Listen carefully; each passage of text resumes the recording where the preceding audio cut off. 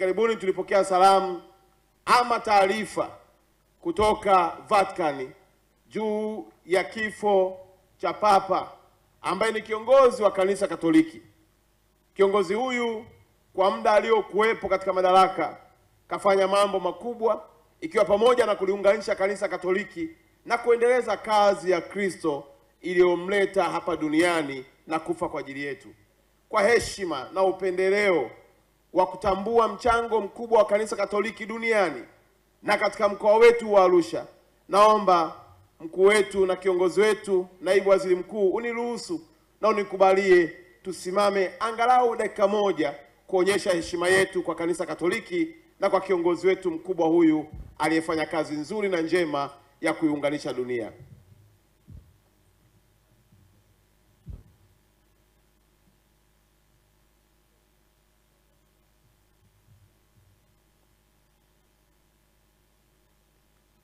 Amina.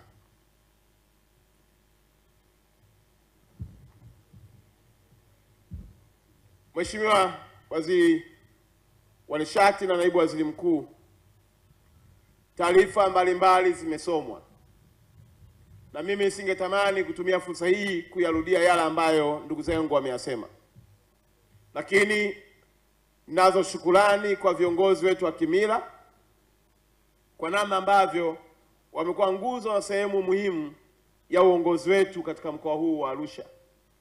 Viongozi hawa wakiwemo kiongozi wetu mkuu au mshiri mkuu wa ndugu zangu wa Meru, lakini Malegwanani pia kwa upande wa Masai na ndugu zetu pia Wachaga wameturahisishia sana kazi ya uongozi katika mkoa wetu.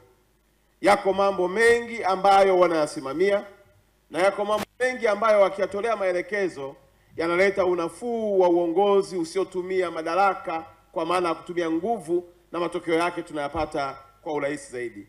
Na hawa viongozi si tu kwamba wanashiriki kutusaidia kutatua migogoro, lakini pia ni sehemu mojawapo kubwa ya kuchochea maendeleo, na maendeleo mengi uliyoyaona na wao pia ni sehemu ya kushiriki.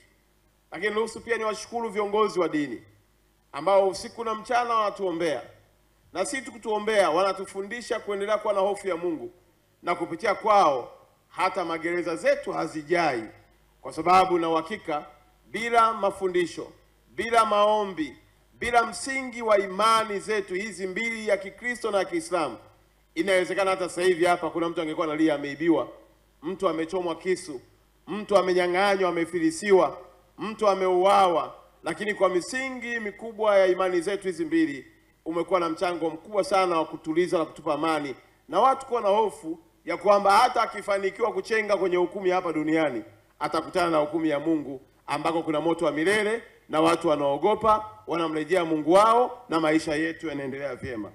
Mheshimiwa Naibu Waziri Mkuu, habari hii inatokea jijini Arusha, inahusiana na hoteli ya kimataifa ya Parrot Hotel. Hoteli hii ina hadhi ya nyota 4 ya ukweli iliyopo Kaloleni jijini Arusha. Jengo lake ni la ghorofa lenye floor 13, vyumba 116 vya kulala vyenye hadhi tofauti tofauti. Hapa kuna executive suite, junior suite, executive, standard bedroom, double deluxe na twin bedroom. Parrot Hotel ndani yake ina migahawa miwili. Mmoja ni maalum kwa ajili ya kupata kahawa za aina zote. Sehemu ya pili ni ya kupata chakula pekee. Hapa kuna bar maalum yenye swimming pool iliyopo floor ya 3. Kuna kumbi za mikutano kubwa 2 na kumbi ndogo ndogo kwa ajili ya vikao. Katika Afrika Mashariki, Parrot Hotel kwa sasa ni hoteli ya mfano kutokana na ubora wa huduma zake.